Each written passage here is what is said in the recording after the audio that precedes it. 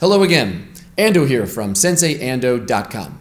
If you're a martial artist, you're going to throw thousands and thousands of punches in the course of your training.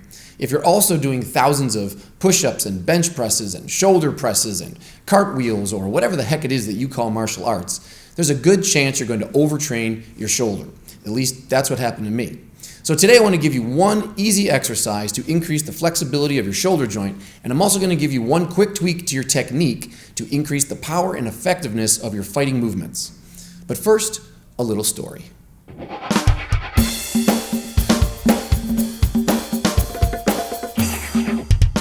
Okay, so I've been throwing punches since I was a teenager, and I always thought that I was pretty smart about my training regimen, my nutrition, my recovery, but it turned out I was very wrong. By the time I got to my mid-30s, I started having shoulder issues. They were aching all the time, I was feeling weaker and weaker, my range of motion was getting tighter, and eventually I suffered a labral tear.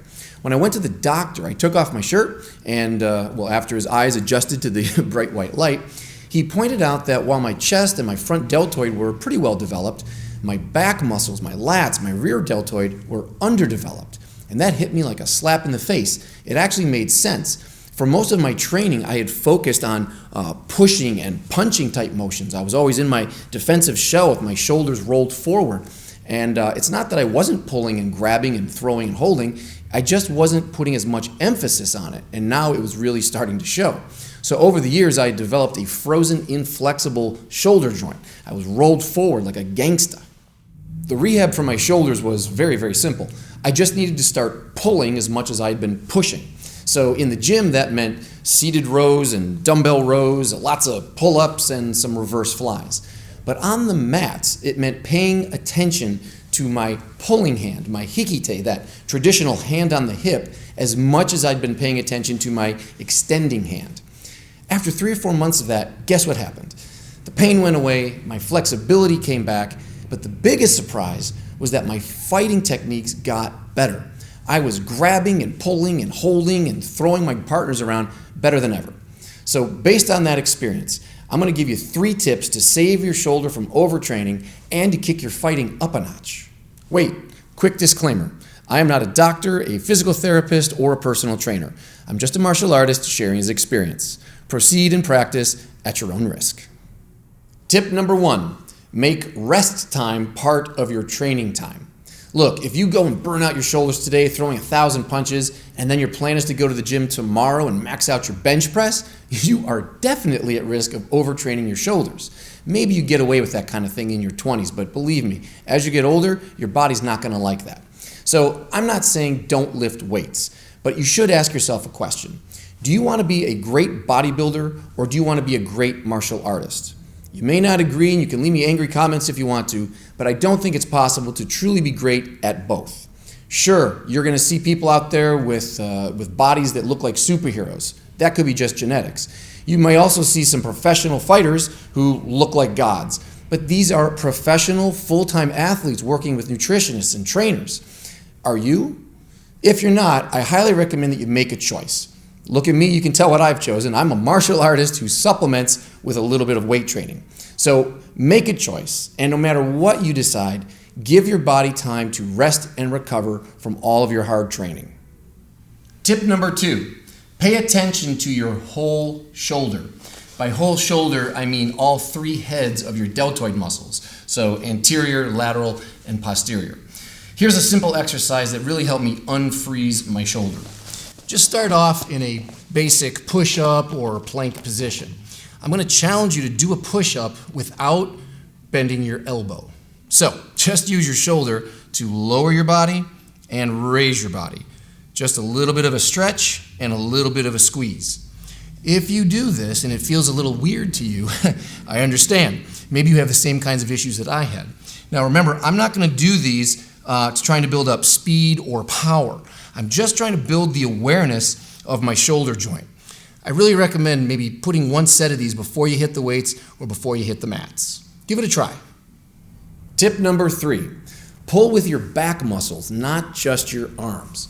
When you go to the gym, you're going to see lots of people using improper form. They sit at the rowing machine and they just pull with their arms, or they're doing pull-ups and they're just using their arm muscles. What they should be doing is feeling that full extension, that full stretch in their back, and then squeezing their shoulder blades together, engaging all the big muscles of their back when they pull in. You see the same problem in traditional martial arts studios, karate, kung fu, taekwondo, any art where a hand is coming back to the hip or into the body. Normally you see that executed in a very short and weak movement. The back is not being used. It's easy to understand why, though. I'll give you 3 quick reasons. For one, most martial artists feel more comfortable with their hands in front of their body, staying in a defensive shell the whole time. The idea of opening up your body and pulling in a larger movement feels like you're vulnerable. 2, your eyes are in the front of your body, right? Front of your head. So as you're punching and moving and grappling with people, it makes sense to focus on what you can see. When the hand pulls back too far and it goes past your peripheral vision line, out of sight, out of mind, I stop focusing on it. Number 3, let's be honest, it's satisfying to smack somebody in the head. And under pressure, a lot of people just start becoming headhunters. In that sense, you're focusing on what your hands are doing up here, and you forget all about what that backhand could be doing to help you set up that shot. Now, all of that adds up to trouble. Remember, boxing is cool, but as martial artists, we should be two-handed fighters at all times. We should be grabbing and pulling and twisting and holding. That's our secret sauce. So my tip is, if you're in an art that practices pulling a hand back, put as much focus on what that hand is doing as your extending hand is doing. Of course, all of this is just my personal recommendation. If you're training with your shoulders rounded forward and you're staying in your defensive shell all the time and things are working, well then great, do your magic, man. I'm just pointing out that when I took the time, or was forced to take the time, to really find that groove from my elbow to slide back across my ribs and engage all my back muscles, I was shocked at how much more power I had and how much more effective my techniques became. So, the big message today: balance. Yin and yang. After my shoulder issues, I started wearing this patch just to remind me not to get so obsessed in one aspect of my training that I was neglecting something else. So, be smart. If you push, pull. If you train hard, rest hard. The secret to a happy and healthy life is seeking balance in your attitude, your strategy, and in your body. That's not just good advice for shoulder flexibility, that's good advice for life. If you like that tip, don't forget to hit subscribe, and why not jump over to senseiando.com where you can get on my email list and I'll tell you about every single podcast, article, and video that I put out. Until next time, seek balance, my friend, and keep fighting for a happy life.